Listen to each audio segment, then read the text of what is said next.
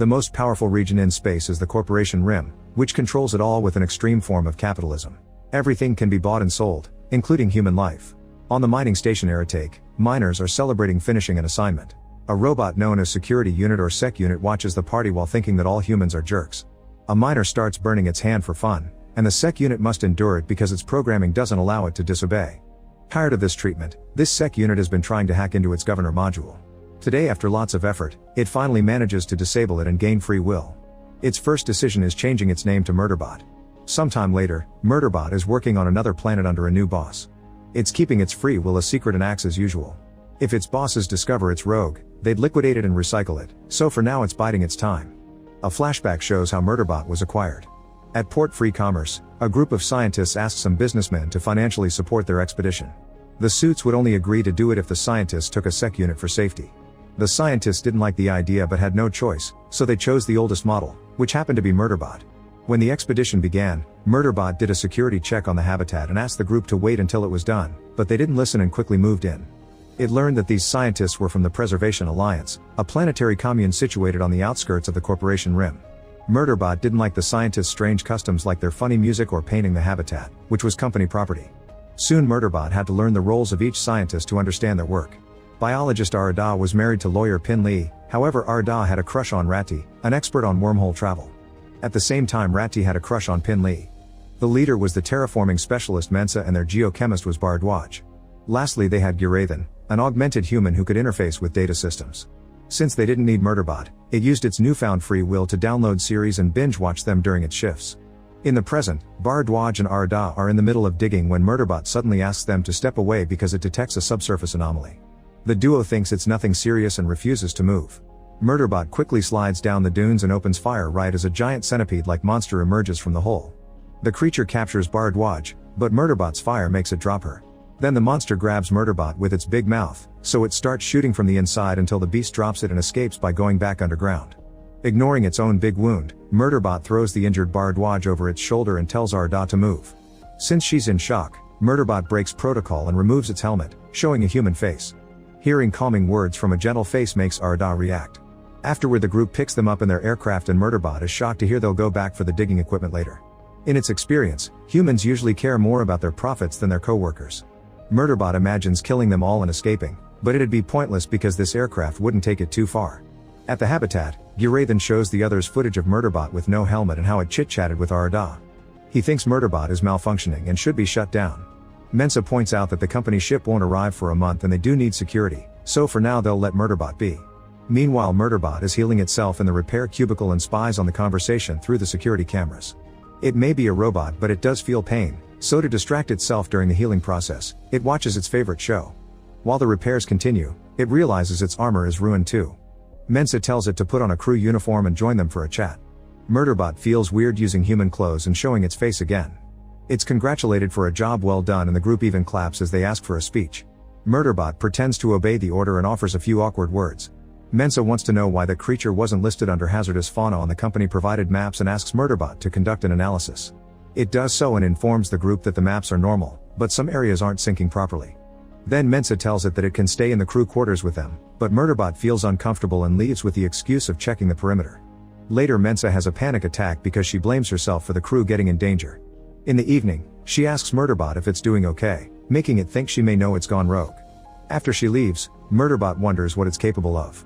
Glitchy footage hidden in its mind shows a Sec Unit firing at a crowd. After Murderbot gets back on the repair cubicle to finish healing, Girathan turns off the security cameras so they can have a secret discussion in the aircraft. Mensa thinks they must travel to one of the blanked out areas on the maps to figure out why they weren't told about the monsters. She believes she can take samples and measurements and leave quickly. Arada thinks she should take Murderbot with her but Girathan refuses because he still believes it's a killing machine. Their argument is interrupted by Bardwaj, who is feeling better and volunteers to go with Mensa. In the morning, Murderbot realizes that the humans are going exploring without it and thinks they're stupid. It keeps an eye on them through the security cameras in the aircraft. After the duo leaves, Girathan calls Murderbot to his office, where he orders it to remove the helmet and keep eye contact. He keeps asking questions and admits he thinks something is wrong with Murderbot. Then Girathan shares that the Preservation Alliance doesn't use Sec Units because they see AIs as people, unlike the Corporation Rim, which considers robots to be property. He asks how Murderbot knew what questions to ask to comfort a person, and it pretends they were programmed for emergencies, when in reality it learned them from its favorite show. It's revealed that Murderbot is capable of providing intimacy if a human orders it, and that its memory from before being changed to security jobs was erased. In the bedroom, Pin Lee admits that almost losing Arada really scared them. So if Arada wants to have a naughty three-person experience with Ratty, Pin Lee is open to it. Arada excitedly thanks her for it. They invite Ratty over and make him sign a consent form before they get down to business. At the same time, Guraithan tries to access Murderbot's recent files, so it distracts him by showing him footage of the bedroom camera with the trio getting it on. This finally makes Guraithan let Murderbot leave, but at that moment it receives a security ping from the aircraft. In the meantime, the duo lands on the survey site and Mensa asks Bardwaj to stay aboard so she can warn her if the scanner detects a creature coming. Mensa explores the area while Bardwaj follows her with a drone. When Mensa reaches a steep hill, she notices that her devices are glitching. Murderbot is scanning her and detects that she's having a panic attack. It calls her to tell her to go back because a threat is close, but she refuses. Soon Bardwaj detects the threat too, and both she and Guraithan beg her to return. Suddenly the monster appears above her, but it jumps over to go down the valley. It turns out this area is a giant nest full of these creatures, although most of them appear to be dead. The drone gets closer to investigate, but there's a strange force field that immediately destroys it and absorbs the pieces. Murderbot informs Guraithan that Mensa is going back. Before it leaves, Guraithan asks it to try to recover its old memories, and Murderbot promises to try after stopping Guraithan from accessing them himself. When the duo returns, they discuss what happened. Guraithan concludes there's something beneath the surface that drew those creatures in and killed them, like aliens. Ratty explains that alien synthetics could have glitched the survey satellites, causing those gaps or blanks in the maps. This could be old alien remnants from millions of years ago. Pin Lee points out that it's illegal to exploit something like this. Mensa remembers there's another team on the other side of the planet sent by Delp Fall and tries to contact them to no avail. She assumes their devices are broken and the team agrees to check on them. Guraithan and Bardwaj will stay behind just in case, and the group will take Murderbot with them for safety. Meanwhile, the Delp Fall group is dead in their habitat with their blood and guts spread all over the place. During the trip, the group discusses whether AIs are capable of real feelings. Murderbot hates the topic and distracts himself by watching the habitat cameras. Bardwaj is crying and admits to Guraithan that she can't stop thinking about the monster coming for her. Guraithan offers her some therapy modules, but she turns them down. Then he sneaks into Mensa's room and Murderbot wonders if he's a company spy. However, Guraithan just buries his face in Mensa's pillow. Suddenly the aircraft's satellite signal goes down. Pin Lee points out that the satellite's been having outages since the group arrived, and they've been tracking it to determine if there's a pattern. Murderbot confirms this, and when they ask him how he knows, he has no choice but to explain that the company makes all SEC units periodically check client logs. Pin Lee is upset by this invasion of privacy, and now the group is wary of Murderbot just like Guraithan. Later, while the others are asleep, Mensa tells Murderbot not to take the group's fear seriously, claiming they're just nervous because of the situation. She tries to chit-chat and talk about her family, but Murderbot pretends he has maintenance work to do. In the morning, they reach the Delp Fall habitat, which is much better than theirs. They try to contact the team, but there's still no answer. Ratty notices all the aircraft are there, but Murderbot can't detect the other SEC units and asks Mensa to park outside the perimeter just in case. After Ratty is chosen to stay in the ship, the group starts exploring the area and finds a bunch of crustaceans on a creek, but they aren't aggressive. Murderbot is suspicious of the lack of pings from other robots and tells the team to wait while he does a preliminary check. Inside the habitat, an alarm is going off. Eventually Murderbot finds a destroyed robot, but it tells Mensa on the radio that it's only on standby. In the next room it finds all the bodies and asks Mensa to go back to the aircraft without giving her details. Mensa wants an explanation, but the communication ends with a glitch. While the humans go back to the ship, it's revealed that Murderbot caused the glitch on purpose so the humans would obey its orders, another idea that it took from TV. Its search takes it to a SEC unit that went rogue and the other two that tried to stop it. However, the space appears to be too clean. One robot may have died protecting the comms hub, but the other two killed each other simultaneously, which doesn't make sense. Suddenly a SEC unit awakens and attacks Murderbot, who easily overpowers its enemy because the unit had taken a lot of damage. It can read all its movements and shoots just in time to defeat it. Then Murderbot examines the unit and notices that someone overrode its combat module. At that moment a black SEC unit appears behind it and opens fire. A flashback shows the Corporation RIM at the Threshold Pass Fabrication Center, where SEC units are manufactured. The process is very demanding on human workers, who are overworked and likely to make errors in the production line. Most of them think they won't survive this job and talk about the years left, as if they had a sentence forcing them to work there. The system often glitches too, but the workers don't care. The robot heads are kept in jars that creep people out. In the present, the black SEC unit is dragging Murderbot through the corridors to then throw it on a table. Murderbot's memory isn't working well after being stunned and keeps repeating TV clips. On the ship, the others worry because Mensa is back in the woods trying to ping Murderbot to no avail. Pin Lee goes after her and tries to convince her to come back because Murderbot is probably dead, but Mensa refuses. In the habitat, the Black Sec unit is trying to access Murderbot's system and gets ready to install a device, making Murderbot realize it'll override its combat module like it did with the others. To buy some time, Murderbot starts singing. The enemy stares in confusion, and that second is enough for Murderbot to attack. Unfortunately, this black unit is too strong and in just a few seconds, it overpowers Murderbot using its superior design. Now it can insert the device in the back of Murderbot's neck, which will take 10 minutes to do the reprogramming. Suddenly the Black Sec unit is stabbed by a drill and collapses. It was done by Mensa, who is pushing through a panic attack to help. Murderbot wants to warn her about what's going on, but its mouth just keeps repeating something about breaching protocol. The duo leaves the habitat and doesn't notice the black robot moving. On the ship, the others discuss Mensa's attitude. She's their leader in the habitat, but during missions they're supposed to be equal. Ratty grabs a weapon despite not having any training and leaves, determined to help too.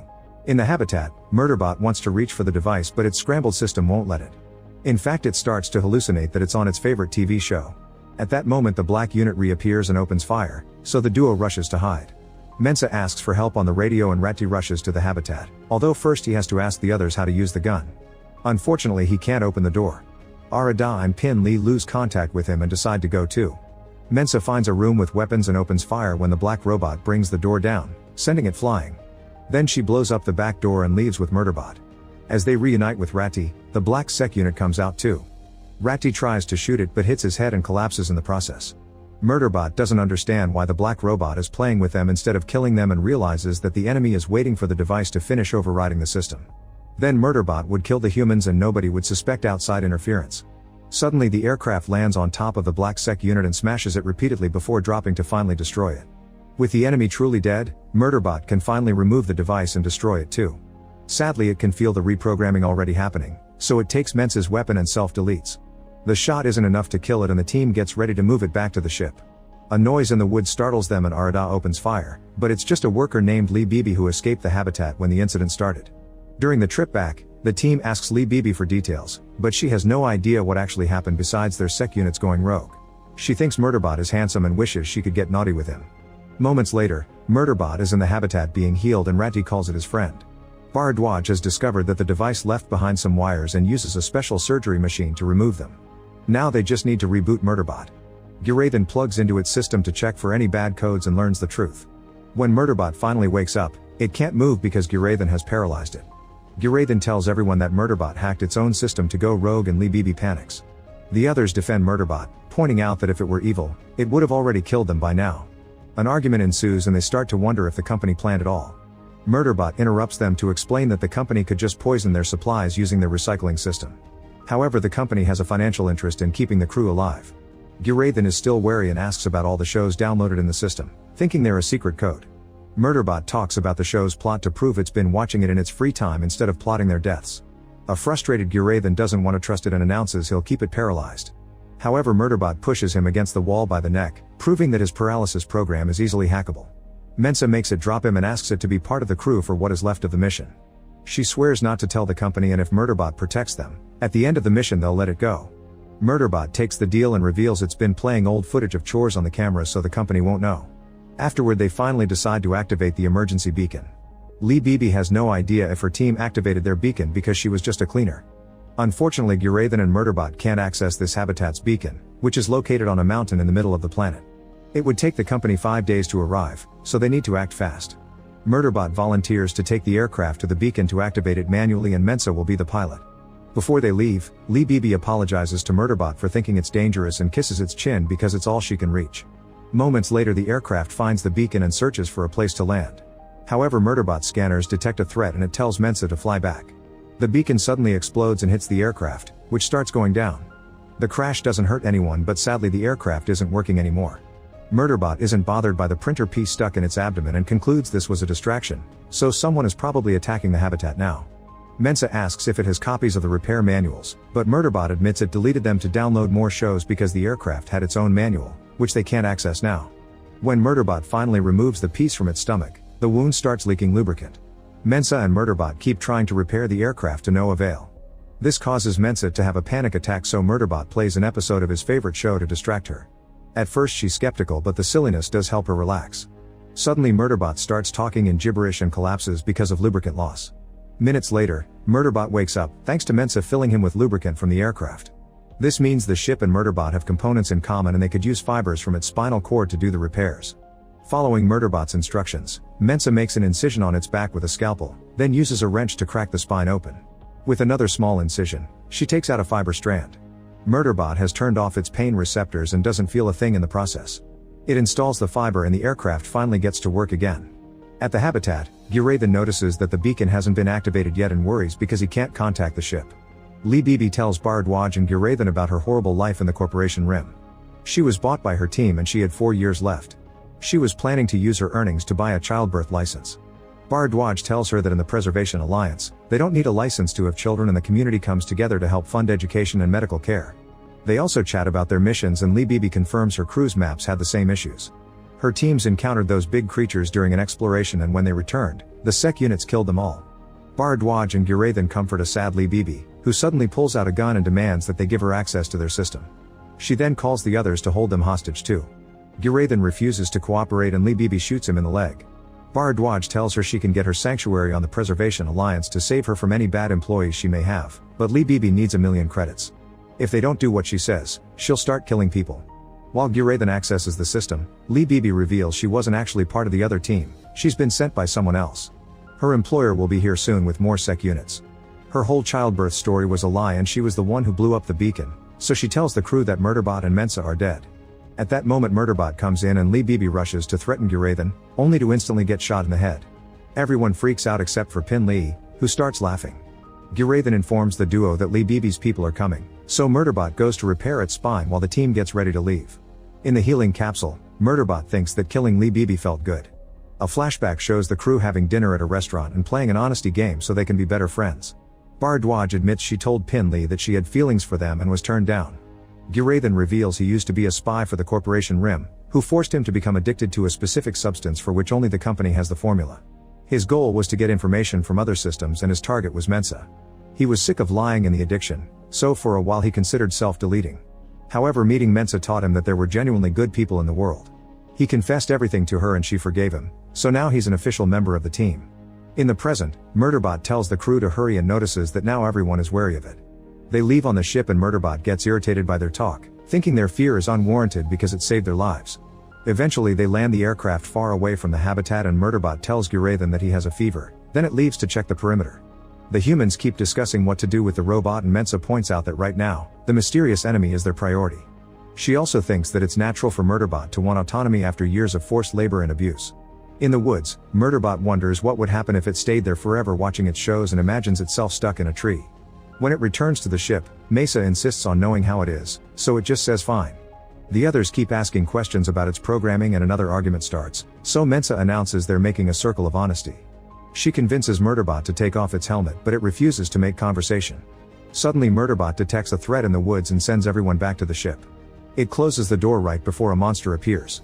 The beast climbs on top of the aircraft and starts hitting the skylight with its head. Soon a second monster appears and also climbs on top of the ship. The crew thinks the beasts are fighting, but a closer look reveals they're actually mating. The monsters leave after they're done. The team comes out and discovers a bunch of eggs stuck on the ship. Arada concludes the creatures saw the aircraft as a safe space for their offspring and chose it on purpose. While the group discusses what to do with the eggs, a black SEC unit suddenly falls from the sky and kicks Murderbot down before opening fire. Murderbot starts fighting it and Ratty throws a spear, but the robot shoots it off. Arada and Pin Lee also try to attack, so Murderbot pulls them away to prevent them from getting hurt. The robots keep fighting and the SEC unit's hand gets stuck in the eggs, so it shoots them to free itself. This causes the centipede monster to come back and capture the black unit with its big mouth, waving it around until it bites its head off. Afterward the monster takes the remaining eggs and leaves. Then Guraithan collapses because of his fever. He needs the medical machine from the habitat and Mensa announces they're going back. Murderbot points out that the place is probably full of enemies now, but it's ignored. Moments later the aircraft lands at a safe distance and the team discusses how to proceed. It seems there are no people, robots, or vehicles around the habitat. Murderbot reveals it installed a device on a tree earlier that has been receiving data from the main system. They check the data in the ship computer and discover that a group with 3 black SEC units and a few humans did come. The mark on their armors indicates they're from the mining company Grey Chris. The leader looked directly at the camera and left a message, admitting they disabled the beacons. Since Mensa's team killed their informant, this team thinks they're even. She explains it's all a misunderstanding and they have to cooperate to leave the planet. As a gesture of good faith, they'll leave the habitat, but first they leave information for a meeting spot where they can talk. Murderbot thinks it's a trap and goes ahead alone to secure the area first. It finds nothing suspicious, so the crew comes inside too. Guraithan is put on the healing machine and Bharadwaj explains he has gas gangrene, so she must remove the projectile that got stuck in his leg. Since he's a recovering addict, Guraithan asks for no sedatives. Murderbot remembers that Guraithan is an augmented human and offers to block his central nervous system. They connect each other with a hard wire and now Murderbot can see Guraithan's database. It confirms that Guraithan is in love with Mensa and accidentally says, "Why can't you love me back?" aloud. Everyone is confused, and although the operation is now over, Guraithan asks for more time and uses the chance to look into Murderbot's memories too. He sees it kill 57 miners on an expedition and how it chose Murderbot as its name. Realizing what he's doing, Murderbot disconnects the hard wire. Afterward, Guraithan tells the crew everything, so Murderbot explains it only killed when it was needed to protect people. It also points out that those memories could have been planted, because it doesn't really remember them. Guraithan insists it's defective and dangerous to have around, so Murderbot agrees and leaves. The crew discusses the mysterious enemy and wonders what they want. Ratti points out that maybe they're looking for the alien remnants that Mensa saw the other day. It's illegal to mine those things, so the team concludes that the other crew caught the Grey Chris group red-handed and they were silenced. Moments later, Ratti tells Pin Lee and Arada that he wants to end their arrangement because he thinks he's being dishonest since he only likes Pin Lee. Arada is hurt that it's not her, which hurts Pin Lee in return. Ratti explains he wanted to clarify all this because they'll probably die soon. Meanwhile, Murderbot wanders around while watching its shows. It realizes that since it has free will now, it doesn't have to obey its clients, it can just write its own story. It returns to the habitat and announces it has a plan. Moments later, Murderbot, Mensa, Pin Lee, and Guraithan are flying on the aircraft. Mensa asks Murderbot to calculate their chances of survival and it says they're extremely low. Murderbot leaves the ship to meet with the Grey Chris bots while the trio at the habitat scans the area for potential dangers. The plan is for Pin Lee and Guraithan to set up a drone that can hack into the enemy's system and activate their beacon. However, Murderbot has lied about its plan and has a secret idea that it took from its favorite TV show. When it finally meets the Grey Chris crew, none of them responds to his pings. These bots try to hack into Murderbot's module, but since it's already disabled it, they have no power over it. Murderbot calls them out, guessing they wanted to put the device on it again to make it kill its team. It admits it's a rogue bot and says it hates its own crew, so it killed one of the members. All this is a trick to gain the enemy's trust, and to prove the story, Murderbot presents the head of the SEC unit they defeated earlier, pretending it's Guraithan's face. Now Mensa and the others think it's betraying them. Since good robots don't ever show their faces, the Grey Chris team doesn't know their own SEC units and believes the story. Murderbot offers to help the enemy capture its own crew in exchange for them to take it off the planet. The Grey Chris crew agrees, but they'll have to list Murderbot as destroyed to smuggle it out. Then Murderbot asks Bharadwaj to lower the firewall in their system. She's hesitant but has no choice but to follow the plan, and the drone comes out. While the drone secretly hacks into the beacon, the Grey Chris group confirms they've officially listed Murderbot as destroyed, so now they want to catch the others. Murderbot tells them that its crew is going to the beacon to steal it and agrees to take the Grey Chris team there. Guraithan finally understands the plan. When they activate the beacon from afar, it'll kill all the enemies and even Murderbot. It's murder, yes, but murder in self-defense. This is what Murderbot has been saying all along, and Guraithan admits it's their only option. While the group flies to the beacon, Pin Lee sends the drone after them. Unfortunately, a bird flies by and brings it down, so now the team has lost access to E-beacon. Guraithan and Pin Lee have to rush to the enemy's habitat to hack directly into their computers. A guard finds Guraithan while he's in the process of setting up the system, but Pin Lee immediately brings the guy down. Now the beacon is active and will take off in a few minutes. Since Mensa has lost contact with everyone, she takes off in the ship. Murderbot has to buy time, so it tries to make conversation with the enemy and even drops to the ground pretending it saw something dangerous. It doesn't work and the leader announces they're leaving because nobody is showing up. At that moment, Mensa arrives and pretends she's been looking for alien remnants. She admits she's found some and offers to give them to Grey Chris in exchange for Murderbot. The enemy leader says she'd rather torture her to get the information from her, so Murderbot asks her to let it to it. It quotes his favorite show to sound convincing, and a worker finally realizes it's been repeating stuff from TV. Caught red-handed, Murderbot has no choice but to fight. Mensa runs to hide while Murderbot takes a human hostage to use him as a shield, since normal SEC units aren't allowed to hurt people. Unfortunately, another Grey Chris human accidentally shoots her gun and kills the guy, so now the enemy bots can open fire again. While Murderbot starts fighting the robots, the girl tries to escape on the ship and her leader kills her.